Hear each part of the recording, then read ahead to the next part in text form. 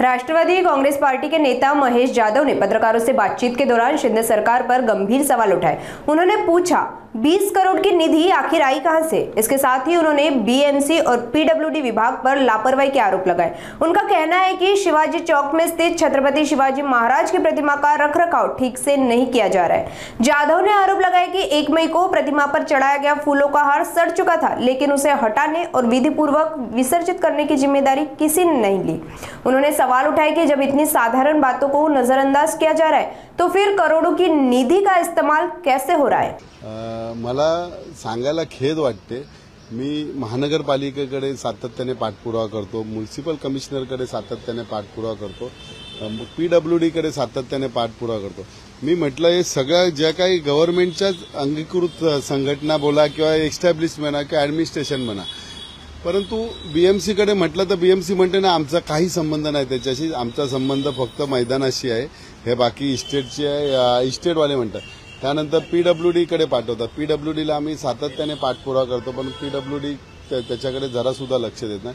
शेवटी काल जिल्हा नियोजनाची बैठक होती, ज्या महाराजांच्या नावावरती महाराष्ट्राची सुरुवात होते, महाराष्ट्राचा आराध्य दैवत किंवा हिंदवी स्वराज्याचे संस्थापक छत्रपती शिवाजी महाराज, आज छत्रपती शिवाजी महाराजांचा एवढा मोठा अश्वरूढ पुतळा आणि जो राजकीय मैदान आहे इथे, हा राजकीय मैदान आहे, आज 1 मेला हार घातलेला, तो हार आज काढला, तो कुजला हार, त्याची कुजल्यामुळे ती फुलं कुजली, त्याच्या महाराजांच्या गळ्याच्या इकडचा सगळा भाग बघा तुम्ही सफेद सफेद झालेला आहे। ह्याची कल्पना मी वॉर्ड ऑफिसरला सातत्याने देत असतो, परंतु वॉर्ड ऑफिसरांना वेळ मिळत नाही किंवा वॉर्ड ऑफिसर ढकलतात। पीडब्ल्यूडी कडे मी म्हणतो महाराजांसाठी कशाला तुम्ही भेदभाव करताय, हा डिपार्टमेंट तो डिपार्टमेंट, महाराज सगळ्यांचे आहेत, महाराज हे पुऱ्या भारतात किंवा महाराजांची सगळी युद्धकला हे संपूर्ण फॉरेन जगातले सगळे देश त्याचा अवलंबन करत असतात। अशा वेळी जर महाराजांची एवढ्या मोठ्या अश्वरूढ पुतळ्याच्या विटंबना होत नाही, परंतु त्यांच्यावरती देखभाल करत नाही। परंतु काल म्युनिसिपल आयुक्त गगराणी साहेबांनी सांगितलं की मी तुला 4-5 माणसं देऊन ती संपूर्ण भाग सुशोभीकरण व्यवस्थित करून घ्या, की महाराजांकडनं बघितल्यानंतर एक बघा महाराजांचं नाव जरी घेतलं तरी अंगात संचार संचते, जो आजारी असेल तो पण जय बोलणार। अशा महाराजांची प्रतिमा आपण महाराष्ट्रात किंवा भारतामध्ये अशा महाराजांच्या पुतळ्याची व्यवस्थित देखभाल पीडब्ल्यूडीनी करावी अथवा बीएमसीनी करावी, कुठल्याही ऍडमिनिस्ट्रेशननी करावी, परंतु महाराजांचा पुतळा हा व्यवस्थित राहायला पाहिजे।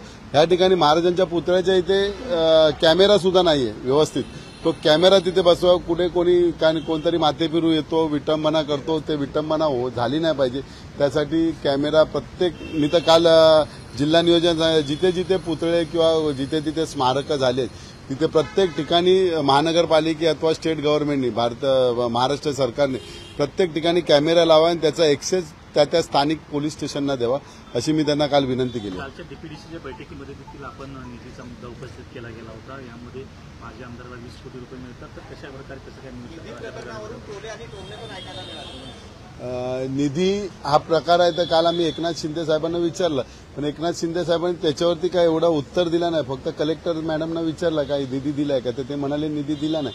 आता यांनी कुठून निधी आणला ते आता तुम्ही त्या आमदारांनाच विचारा, कारण आम्हाला अजून प्रत्येक आमदाराची खंत तुम्ही ऐकत होतात की एका सुद्धा आमदाराला, सत्ताधारी पक्षाच्या आमदाराला सुद्धा निधी मिळत नाही, तर यांना 20 कोटी निधी कुठून मिळाला याचं रहस्य त्यांनीच सांगावं। विरोधक असाही दावा करतात, म्हणजे एकूण जर बघितलं तर माजी आमदारांना वगैरे निधी दिला जातो, पण आजी आमदारचे विरोधात आहे, त्यांना निधी दिला जात नाही अशी देखील काल ऐका, काल मी सत्ताधारी पक्षाचे सेल्वन आहेत किंवा प्रसाद लाड आहेत, ते पण म्हणाले की आम्हाला निधी मिळत नाही, मग निधी जातो कुठे हा?